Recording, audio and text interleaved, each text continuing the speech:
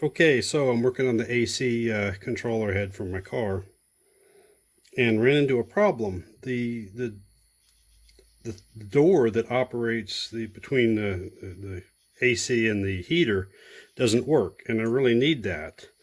So I pulled this thing out and looked at it, and it's worn. So I went and looked to see if I could get another one, and if they have them available, they're $500 each. This thing's 54 years old. Well, what's happening is when I move this switch here from cold to hot, it moves this lever, and this lever is supposed to push this. But when I move it, you can see this thing's not sliding over the way it's supposed to. There's a pin that's supposed to fit in this little channel right there, and it's not working. What's happening is that this piece down here has way too much play in it.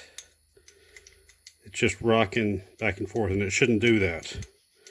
So it's anchored here. I looked to see if I could tighten that up. No, that's pot welded and squished. I would destroy it if I tried to take that apart. So I could either bring this thing up with this thing up or push that down. And what I decided to do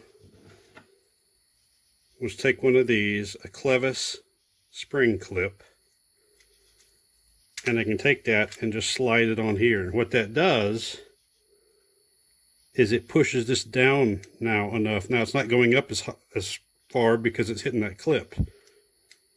So that clip keeps it from moving.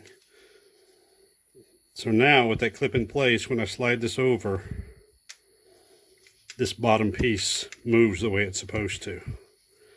That clip gives just enough thickness here to keep that from slipping. I'm pretty happy with myself. Saved myself $500.